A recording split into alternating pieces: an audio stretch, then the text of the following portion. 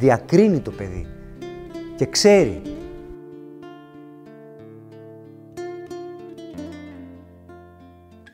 Το παιδί δεν μπορείς να το παραμυθιάσεις εύκολα. Το παιδί άμα δεν δει την αλήθεια σου και την καλή σου πρόθεση, δεν θα σε εμπιστευτεί. Πρέπει να δει ότι έχεις καλή πρόθεση. Το νιώθει, γιατί είναι ανοιχτές οι κεραίες του. Δεν το έχουν καπελώσει ακόμα με κοινωνικά πρέπει.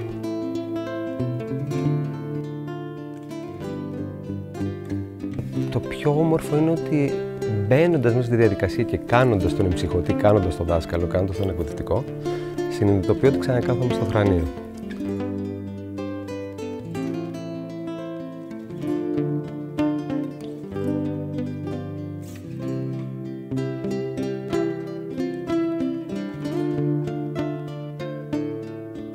Έχουν τα παιδιά φωνή στο σημερινό σχολείο?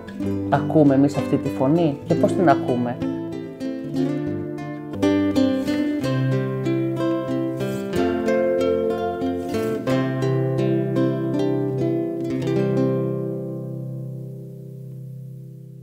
Όλα τα χρόνια από παλιά το σχολείο παίζει ένα πάρα πολύ σημαντικό ρόλο, γιατί κυρίως τα παιδιά μέσα στο σχολείο κοινωνικοποιούνται. Τα βοηθάει πάρα πολύ να κρατηθούν, να βρουν παρέες και να είναι μέσα σε μια αγκαλιά προστατευμένα, ακόμα και αν δεν προχωρήσουν δηλαδή ακαδημαϊκά.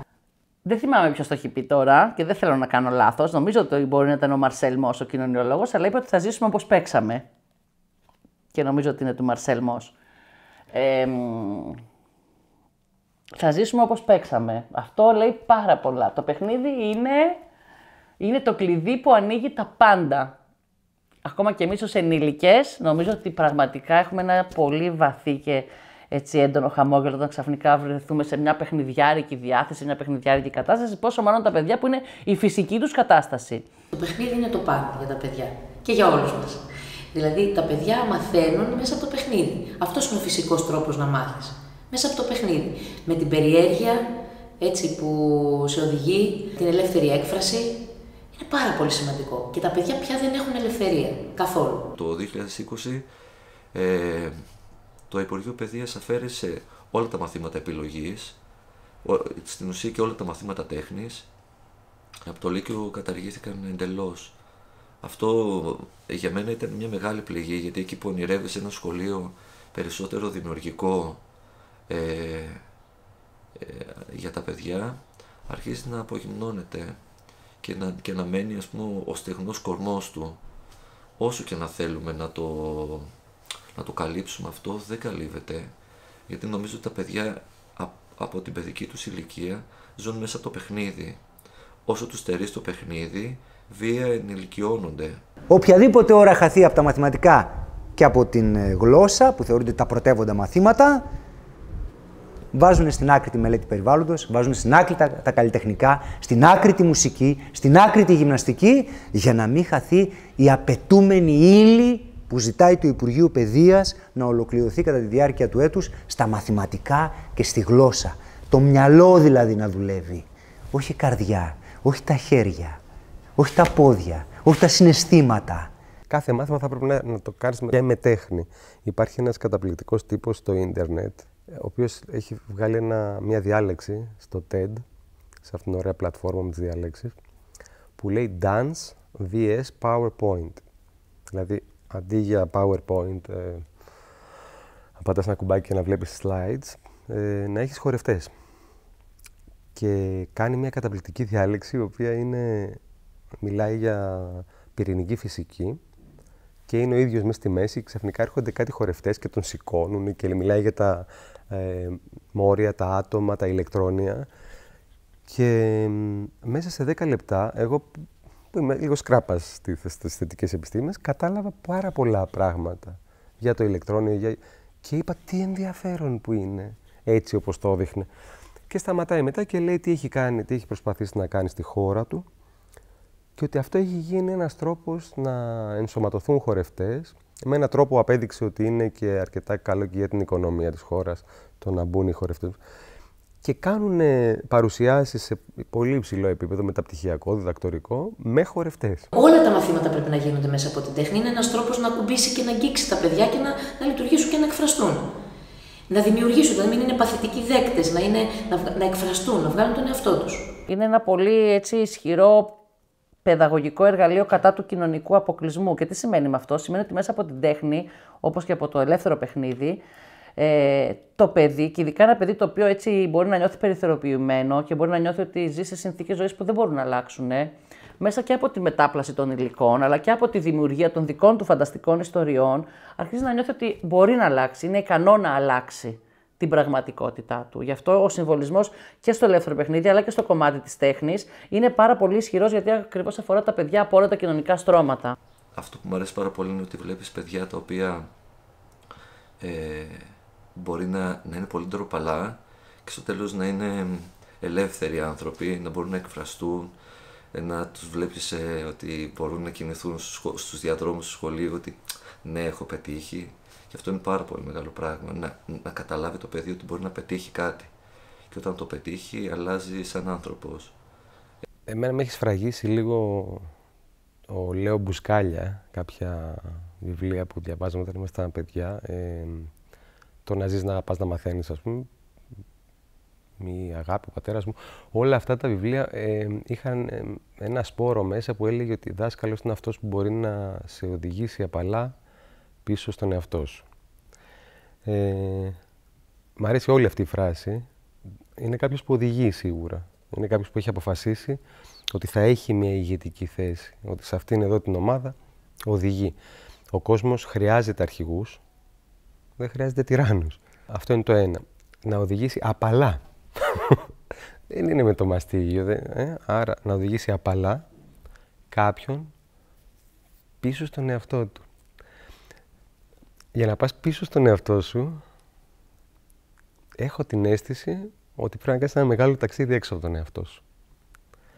Ωραία. Οπότε, η δική μου αίσθηση όταν διδάσκω είναι να δω πρώτα ποια είναι τα όπλα που έχει κάθε μαθητής. Άρα, σίγουρα πρέπει να έχει ένα φίλτρο, ένα εργαλείο, μια επεξεργασία, ώστε τον άλλο τον άνθρωπο να τον αντιμετωπίζει σαν άλλον άνθρωπο. Η Νατάσα, η Άννα Μαρία, ο Κωνσταντίνος είναι 3 διαφορετικά παιδάκια στην τάξη. Εγώ αυτό προσπαθώ και στα μαθήματά μου προσπαθώ να έχω τον κανόνα στο μυαλό μου και να τον διαλύω και εκείνη τη στιγμή. Υπάρχει ο κανόνας, αλλά δεν υπάρχει κιόλας. Πάμε με αυτόν που έχουμε απέναντί μας, που είναι ένας ξεχωριστός άνθρωπος, οπότε πρέπει να επικοινωνήσουμε με κάποιο τρόπο και μετά από εκεί και πέρα θα δομήσουμε το χτίσμα, ας πούμε. Δηλαδή, ο δάσκαλος πρέπει να παίρνει τα ρίσκα εδώ. Να βγάζει τα παιδιά έξω από τις αίθουσες, έξω από τα σχολιά, να πηγαίνει δεξιά και αριστερά όπου βρει, στο πάρκο της γειτονιάς, δεν ξέρω εγώ πού, να ανέβουν σαν λεωφορεία πάνε κάπου. Όλα μπορούν να συμβούν. Και να μπορέσει να βγει έξω από τη συνθήκη, να δημιουργήσει συνθήκη μέσα, εκμεταλλευόμενος και τη σχέση με τους γονείς, γιατί οι γονείς είναι πολύ, πολύ σημαντικοί στην παιδαγωγική διαδικασία. Δεν γίνεται να εκπαιδεύεις άνθρωπο χωρίς το γονιό του. Για μένα είναι αδύνατον. Θα πρέπει ο γονιός να είναι μέσα στην εκπαιδευτική διαδικασία και σαν συνεργάτης που έχει εκπαιδευτεί, αλλά και σαν πρόσωπο. Δηλαδή, σαν μια κοινωνία γύρω από το παιδί, που και αυτή εκπαιδεύεται. Το σχολείο μας αφορά τελικά όλους. Δεν είναι ένα κτίριο που απλά πηγαίνουμε, ανοίγουμε ένα βιβλίο, το κλείνουμε, γυρίζουμε σπίτι, βγάζουμε βιβλία στις τσάντες μας. Η ζωή των παιδιών, όπως λένε και πολλοί έτσι, σπουδαίοι παιδαγωγοί, η ζωή των παιδιών μας είναι στο τώρα. Άρα τα παιδιά στη ζωή τους, στο τώρα τους, πρέπει να βιώσουν όλες αυτές τις αξίες για τις οποίες μιλάμε. Δεν προετοιμάζουμε τους μελλοντικούς πολίτες. Θέλουμε τα παιδιά τώρα να βιώσουν το σεβασμό, τη χαρά, τη δημιουργία, την αλληλεγγύη, τη δημοκρατία. Άρα η παιδική ηλικία είναι ένα, όπως έλεγε και ο Γιάννος Κόρτζακ, δεν είναι παιδιά, είναι άνθρωποι.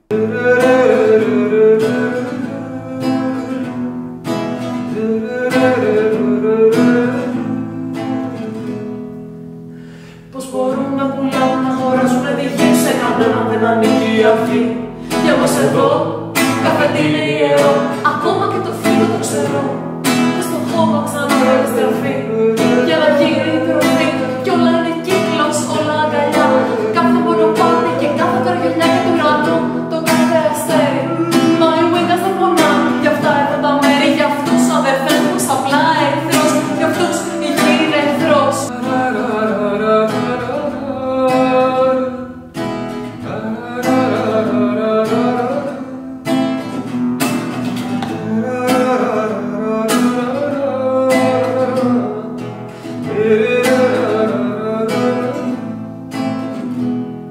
σκέψου πόσο πολύ θα εκτονώνονται τα παιδιά εάν στο διάλειμμα ασχολούνται με κάτι δημιουργικό.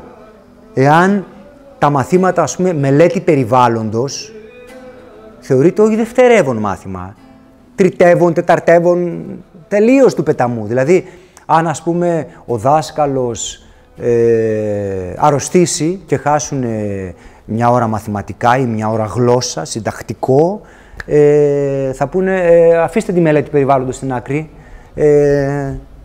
Δηλαδή, καθ' όλη τη διάρκεια της χρονιάς, ρωτήστε όποιον δάσκαλο, σε όποιο ελληνικό σχολείο θέλετε, άντε να γίνονται συνολικά 10 ώρες το χρόνο μελέτη περιβάλλοντος. Ένα υπέροχο βιβλίο. Δεν το διδάσκουν. Θεωρούν οι περισσότεροι ότι η φύση είναι κάτι νεκρό, όχι κάτι ζωντανό.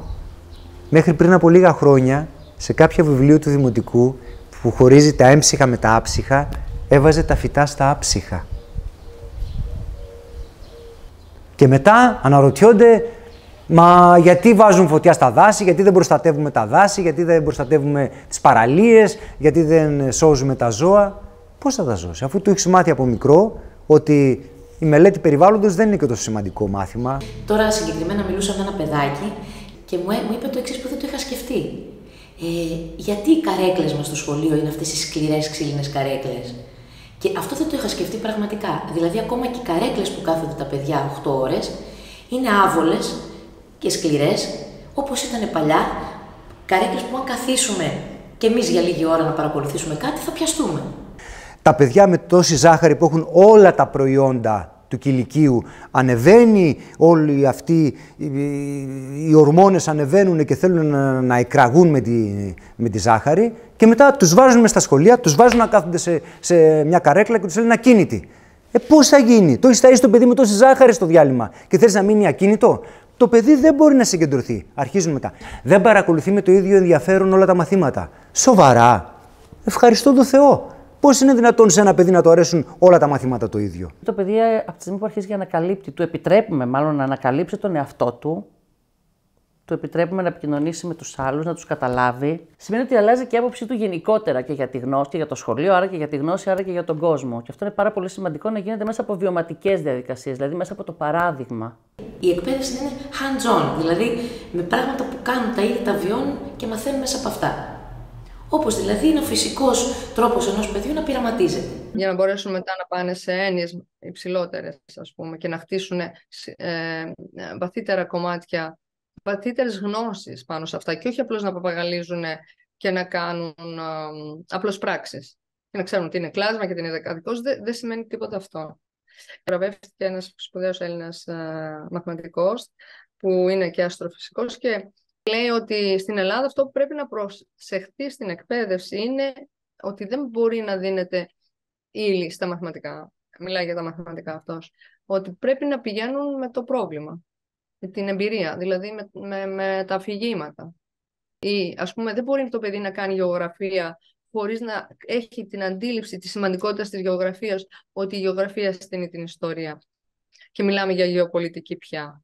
Η γεωγραφία στείνει την ιστορία και αυτό πρέπει το παιδάκι να το καταλάβει. Και είναι αποτέλεσμα της θέσης, του τόπου και η βιογραφία επίσης είναι πολύ σημαντική για μας, γιατί οι προσωπικότητες που άλλαξαν τον κόσμο, έτσι, και την ιστορία, θα πρέπει να δούμε πώς διαμορφώθηκαν έτσι, ώστε το παιδί να μπορεί να βλέπει τις συνδέσεις. Άμα πας να πεις κάτι πέρα από την ύλη του σχολείου, κάτι που το σκέφτηκες εσύ πάνω σε αυτό που διάβασες, όχι, μπορεί να θεωρηθεί λάθος και να σου αφαιρεθεί βαθμός.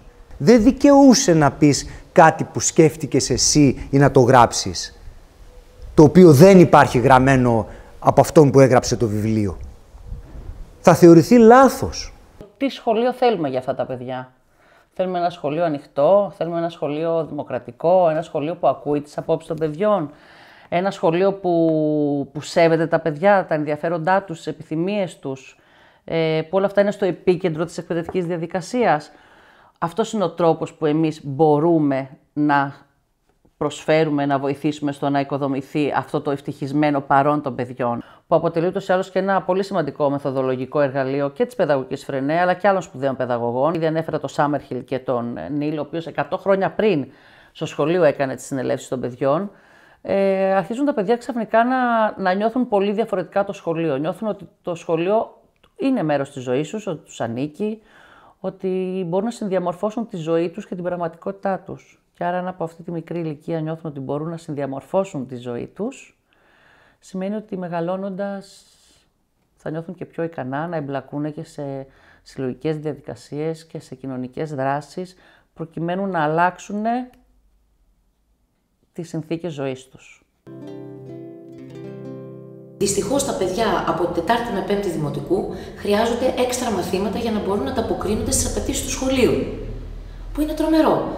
Τα παιδιά θα έπρεπε στην παιδική ηλικία να μπορούν να έχουν ελεύθερο χρόνο πολύ, και όταν λέμε ελεύθερο, δεν εννοούμε τις δραστηριότητες που είναι πολύ ωραίες ή οργανωμένες, αλλά εννοούμε ελεύθερο χρόνο.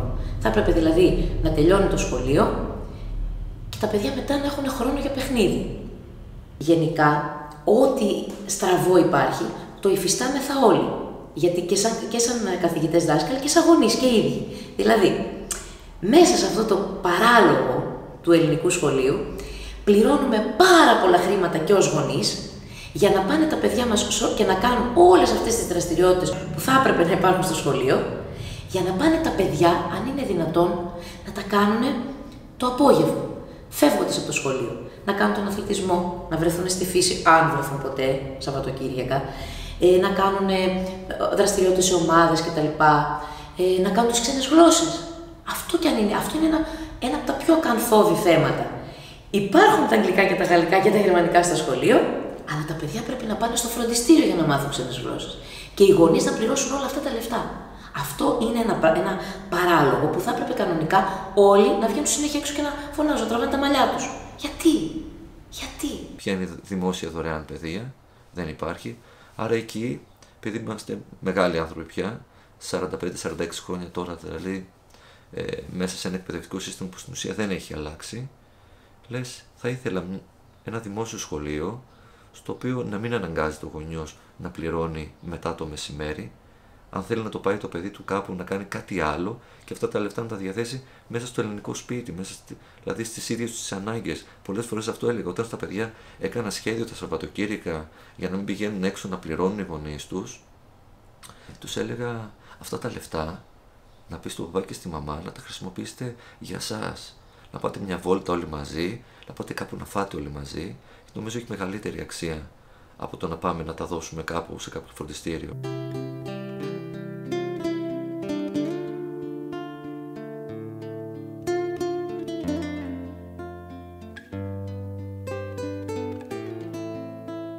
Πόσα σχολεία είναι αυτά που έχουν αυλές, κήπους, χώρο και μεγάλα διαλύματα, όπου τα παιδιά να μπορέσουν να παίξουν όπως πρέπει. Τα παιδιά δεν παίζουν πια όπως πρέπει. Δεν μπορούν, δεν έχουν το χώρο.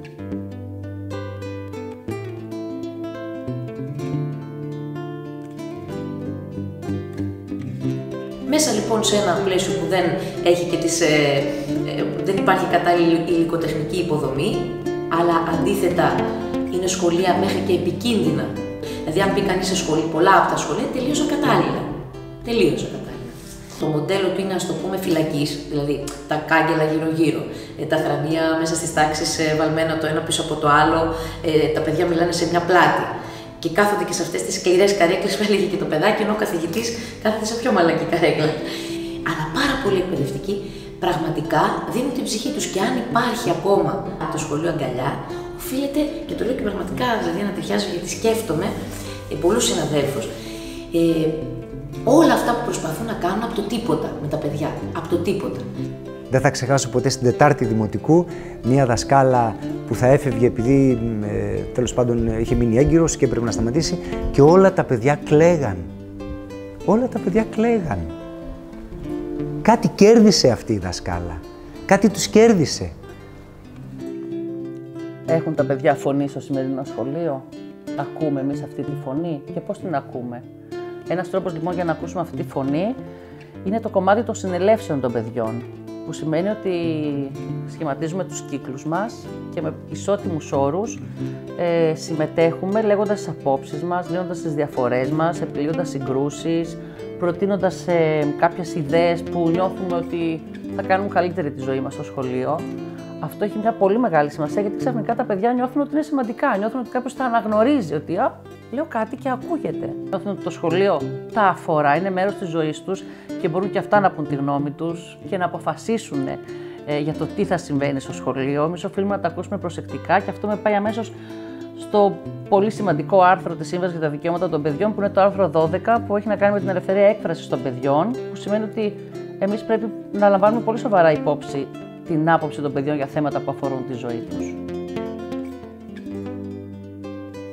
Να δοθεί περισσότερος ελεύθερος χρόνος στα παιδιά για παιχνίδι. Μέσα από το παιχνίδι θα αναπτύξουν το χαρακτήρα τους, θα αναπτύξουν την αυτοπεποίθησή τους. Αυτή πρέπει να είναι η βάση. Η αυτοπεποίθηση ενός παιδιού θα το οδηγήσει έτσι ώστε να κάνει το όνειρό του πραγματικότητα, έτσι ώστε να κάνει κάτι που αγαπάει, έτσι ώστε να είναι χαρούμενο, ευτυχισμένο και υγιέστατο.